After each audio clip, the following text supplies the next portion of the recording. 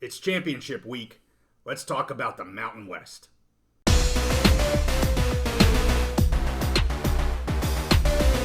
Championship week is in full swing, and we're back on the Big Mountain, where we bring you a detailed focus on the Big Ten and the Mountain West. Here we go, Steve. Championship week. I had mentioned last week I thought UNLV and Boise State would be in the Mountain West Championship game, and they will be in the Mountain West Championship game. If you're new to the channel, I am JY. This is my good friend Steve. We talk about everything Big Ten, everything Mountain West, throw in some Pac-12, Pac-2 types of stuff in here. But this episode is specific to the Mountain West Championship game. We have Boise State traveling to UNLV. This game will be on Saturday, December 3rd, 3 p.m. Eastern or noon Pacific. It's at Allegiant Stadium in Las Vegas, which that stadium's hosting 2 championship games within 24 hours. They're getting the Pac-12 game there the night before, so watch out, Vegas. Here comes some awesome football. Right now, the line is 3.5. They have Boise as the favorite at 3.5. I really like that line. I would absolutely jump on that line right now. I like Boise and how they've been playing coming into this game. But let's talk a little bit more about how we got here first. So, for those that don't know, and if you're watching this, you're probably a Mountain West fan, and you probably have seen the reporting and stuff of how this happened, but maybe you're a Big Ten fan and your buddy's a Mountain West fan. There you go. All right, well, let me tell you, Big Ten fan, how we got here. So, we had a 3-way tie between San Jose State, Boise State, and UNLV because Boise beat Air Force here in the last week, and then UNLV lost to San Jose State. I know a lot of Spartan fans were hoping that they could jump ahead of one or both of these teams. And the final formula scores, and they use the old BCS computer formulas. They pulled it out of the closet. They dust that sucker off, the good old Apple IIe computer or whatever it is. So here's where they ended up, at least from what I saw. So UNLV stayed at number 1, which is what I said before the games. It was very likely they would, regardless of the outcome of the game, and it was a close game, but regardless of the outcome of the game with San Jose State, UNLV was likely to stay number 1 and host, which they are. So their score in this formula was 44.5. Boise State was 55.75. San Jose State 58.5. So actually pretty close between Boise and San Jose State. Lowest score is the best. Right. The highest score is the best. Okay. So I'm sorry. The lowest score is the best. best. Lowest score. Yeah. So 44.5 for UNLV is the best. And they certainly added some points, if you will, to make it closer to San Jose State. I'm actually was a little surprised to see how close Boise and San Jose State were here, especially after the Boise State win. And I'll be honest with you, again, if we have Spartan fans watching, you're not going to like what I have to say. I honestly think the correct 2 teams are in this championship game. Based on their records, based on just their performance over the course of the entire season. Not week 13, but the entire season. I think the correct 2 teams are in this, especially for Boise when you look at their conference schedule. Yes. They played a fantastic conference schedule. Let's go over, who these teams lost to and maybe some of their noticeable wins. So UNLV, their losses came to a Michigan team that is, clearly one of the top, if not the top team in the country. And then they lost to Fresno. And then obviously in week 13 here, they lost to San Jose State. Mm-hmm. Those were their 3 losses. Boise State lost to Washington. Ain't nothing wrong there either. Again, an undefeated team. Top 5 team in the country. Top 5 team in the country. They lost to Memphis in Memphis by 3 points. A game they probably would like to have back. And then the one that I think is the most disappointing for them, and I knew it at the time, UCF they lost to, who's a 6-6 team. They're a 500 team this year. That was at Boise. They just couldn't score the points in that game. I remember watching that game early on, and I'm sure that's a game they would like to have back. And then the 2 games they lost in conference, that silly Colorado State game. No need to lose that game, but they did. But they really shouldn't have. And then they lost to Fresno as well. I want to point out both of them lost to the Fresno team with Mikey Keene, yes, who was firing on all cylinders. Yep. Not the late season Fresno team without Mikey Keene that just Very good point. When we go over notable wins, you can bring that up again with San Jose State. Yeah. But yes, absolutely. When Boise and UNLV played Fresno, that was the Fresno that was in the top 25 or getting close to, and everybody thought this team was going to be in the championship game. So you look at San Jose State, they lost to a USC, they lost to Oregon State, they lost to Toledo, so a very difficult out-of-conference schedule there. USC, Oregon State, Toledo, nothing to sneeze at whatsoever. But then they lose to, in conference, they lose to both Air Force and to Boise State, and that one there, that loss to Boise State is just where I make, say that Boise should be in this game, not San Jose State. I know it was a three-way tie, but I just think Boise was the better team here. Notable wins, UNLV beat Air Force, beat Wyoming, and beat Vanderbilt. And, people say, oh, UNLV, I saw some of the Spartan fans, they had an easier schedule, and they didn't play anybody. And, they didn't play all of the top teams in the Mountain West, but they played most of the top teams in the Mountain West. They also played a Vanderbilt team that, they're not a great team, but hey, they're playing a strong team there. Wyoming had a great season. Air Force, again, had a really good season. They really fell apart there at the end, but some really nice wins there for UNLV. Boise beat San Jose State. Obviously, I talked about San Jose State losing to them. Boise also beat Wyoming. I mean, dominated Wyoming. Blasted them. And then also beat Air Force. Right. They're at week 13. So some really good wins for Boise. San Jose State beat Fresno, but again, that was Fresno traveling to San Jose State without Mikey Keene. I'm not saying with him they would have beaten Fresno, but I don't think it would have been 42-18. Right. I don't think it would have been 42-18 the way it was. And then obviously they beat UNLV here in the last week of the season. So, Boise's coming in with an interim head coach right now. Yep. Spencer Danielson is looking great. You could see how excited he was after the win against Air Force. They fired Andy Avalos there a couple weeks ago, but they seem to be just trugging on all cylinders right now. I hope for them that Madsen is back. They need Madsen to be able to throw the ball. I mean, unfortunately, Green he hasn't taken the step forward. You could see that early in the season. I hate to say he's a turnover machine, but I really get worried when he throws the ball if he's going to throw an interception. He's a liability. I know you've said that before. So you look at UNLV, Barry Odom just, turning things around there. You thought they were going to be a better team this year, but they have taken multiple steps forward, not just one big one, but multiple big steps forward.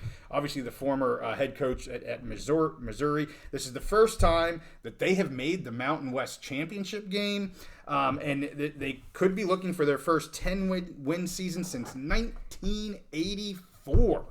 So just a good story out of the Mountain West. The Rebels. I'm happy that these two teams made it, and again, nothing against the Spartans here. I don't want to get a ton of hate, but I just feel like these are the correct two teams to be in the championship game. I like Boise to come out of this as the winner. They've got Genty healthy. They've got Halani healthy. If they have Madsen healthy, there's nothing to make me believe that they can't win this. And I'm going to look at the defensive side and say, UNLV likes to run the ball. And you saw what Boise was able to do against Air Force, who also likes to run the ball. And they're really good at running the ball because that's almost all that they do. Right. And Boise played great against the Air Force's running attack. They were getting into the backfield. I mean, we watched some of that game, and I said, you got to get into the backfield. Boise, you got to get into that backfield. And if they can do the same thing here, I think it could be a long day for UNLV, especially if Madsen's at quarterback. I haven't looked to see. I struggle sometimes getting updates on players. I will certainly look at that later in the week. But I think if Madsen's able to play this game, I really like taking 3.5 as Boise to pull this sucker out by probably a touchdown. And I think they win this by a touchdown. So what do you think, Steve? So I want to talk – first I want to say about the three teams, the three-way tie. Yeah. To me, well, first of all, you nailed this, a week or two ago, basically. You told everybody how it was going to wind up depending on how a game could go. There was a lot of uncertainty even, among the announcers for these games. They didn't really seem to do their homework. You had this pretty much nailed, and it turned out exactly like you said it would. So I do want to say about the three teams, UNLV to me has the best body of work over the whole season. Mm-hmm. The other contenders, they all had times where they played good, times where they didn't play well. To me, UNLV, when you look at the whole broad season, they had the best body of work for the entire season, and I think the computers, bear that out. Yes, and why they're the number one ranked by the computer. Right. So, and then after that, you had Boise and San Jose State who were battling it out towards the end. And both had different times in the season where they looked really great, other times where maybe not so great. Both of the teams that are in the championship beat Air Force and Wyoming, who I really think maybe were the maybe two of the, if not the top two teams in the conference. For 75% of the season, right. They were right there. They were like top 5 teams in the conference, really strong teams, and UNLV beat both of them. Which great credit to them. So I think it worked out for the best. Yeah, UNLV with the best body of work. Boise State coming on strong, maybe the most talented team in the conference. So I think it worked out good. I was really intrigued. San Jose State at the beginning of the season, I thought their offense did a great job against USC, putting points on the board against a highly ranked Power 5 team. So I think it's been exciting watching San Jose State all season. They have, awesome offense. You were high on their offense all season from the very beginning, high on their offense. They just missed out. I'm sure they're a little salty right now. For sure. But I think it's going to be exciting, the future, to see if they, what they do in a bowl game and what they're going to do next year. But I really think that this worked out for the best, the way it worked out. I totally understand what you're saying with Boise because of the running game and everything like that. I definitely, if I'm a Boise fan, I'm really worried about Green. If he's the starter, if they get Matson back, they've done a great job of using the two of them this year. Yeah. Because Green, it's like you don't want Green out there for the entire 60 minutes. No. You can put him in, let him have some drives. Yes. He can do good, but if you have him out there for the entire 60 minutes, he's going to have 2 bonehead plays a game. It's just going to happen. Yep.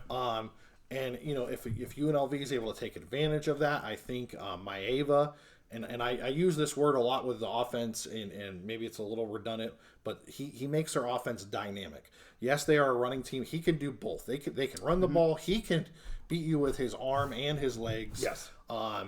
It might be the best athlete on the field, although Genty probably would have something to say about that, but they're not, facing each other on the same side. So, really looking forward to that game. I think it's going to be really exciting. I may, maybe just to go against you a little bit, lean towards UNLV, okay. For that reason. Okay. Especially if it's Green. If they have Matson available and they can use both, I think it's not going to be a, that's the best case scenario, obviously, for Boise, like you said. But if it's just Green, I think it's a coin flip, and I might even just lean slightly towards UNLV.